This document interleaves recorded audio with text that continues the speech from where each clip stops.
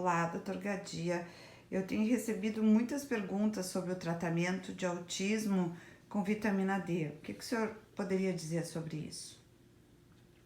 É, na realidade, né, esse assunto que parece estar se tornando bastante popular nesse momento, né? Acho que nós devemos ter muito cuidado, né, porque a minha impressão é que está se misturando uma série de conceitos e chegando a conclusões baseados nessa mistura de conceitos que não são necessariamente diretamente relacionados um com o outro, né? Existe alguns estudos que mostram que sugerem, pelo menos, que existe uma maior incidência de crianças com transtorno de espectro do autismo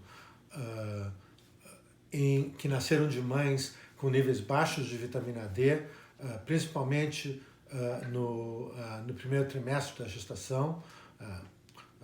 Estudos feitos no final da gestação não mostraram essa relação, o que faz sentido, né? Porque nós sabemos que as anormalidades dentro do sistema nervoso central que se observam no transtorno do espectro do autismo ocorrem muito precocemente, né? Em alguns casos, nas primeiras 3 semanas de gestação. Bom, de qualquer maneira, né, isso certamente merece ser mais estudado e reforça a ideia da importância, né, dos obstetras, dos médicos de família, estarem sempre monitorizando os níveis de vitaminas das pessoas, das mães grávidas, né, das gestantes. Existe também, cada vez mais, um interesse entre a patofisiologia do autismo e possíveis efeitos autoimunes inflamatórios, né? Isso está sendo bastante já estudado, inclusive por colegas nossos, né? Tanto o grupo do Dr. Rudimar Riesgo, em Porto Alegre, quanto da doutora Patrícia Braga, em São Paulo, e do nosso querido colega, o Alisson Motra, em São Diego, né? Principalmente em relação à possível função, né, dos astrócitos e da micróglia, que são outras células do sistema nervoso central, dos quais a gente não se fala tanto, né? Em geral, quando nós falamos do sistema nervoso central, nós falamos de neurônios, mas está cada vez mais evidente a importância dessas outras células e certamente dos astrócitos em relação ao transtorno do espectro do autismo. E para quem tiver maior interesse sobre isso, eu referiria aos estudos feitos tanto pelo Alisson Motra como pela Patrícia Braga. Então, existe uma diferença entre falarmos sobre a importância da vitamina D como possível fator de risco, né, associado, obviamente, a fatores genéticos, né, durante o período de gestação para autismo, e dizermos que nós vamos tratar crianças com autismo ou eventualmente curar pessoas com autismo dando doses de vitamina D. Né? Não existe absolutamente nenhuma evidência de que isso seja verdade, né? Tem 2 estudos que foram feitos,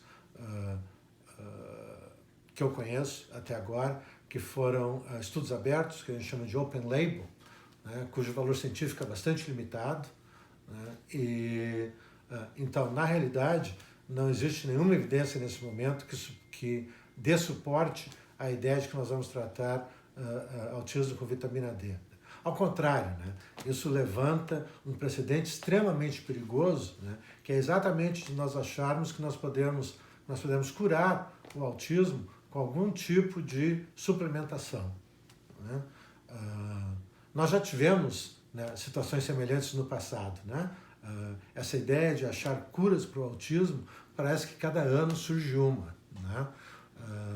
Devo recordar a vocês, né, que alguns anos atrás a cura do autismo foi descoberta por um gastroenterologista pediátrico da Johns Hopkins, que achou que secretina, que era um hormônio secretado pelo pâncreas, curava autismo, né? Em primeiro lugar, né, ele era um excelente gastroenterologista pediátrico, né? Ele provavelmente nunca tinha tratado um autista na vida dele. Então nós temos que ter muito cuidado com outros especialistas, né, mesmo médicos de outras especialidades, né, que se arvoram em conhecimentos ou se tornam experts a respeito do autismo quando eles absolutamente não tiveram nenhuma formação para isso, né? E isso vale para uma série de especialidades, né?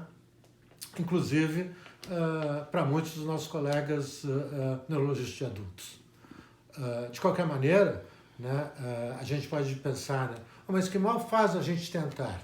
Né? Bom, faz muito mal. Né? No caso da secretina, né, a secretina, de uma maneira muito semelhante ao que aconteceu agora com a hidroxicloroquina, né, naquela época desapareceu do mercado dos Estados Unidos. Por quê? Porque todos os pais de autistas resolveram que iam dar injeção de secretina nas suas crianças autistas para curá-las.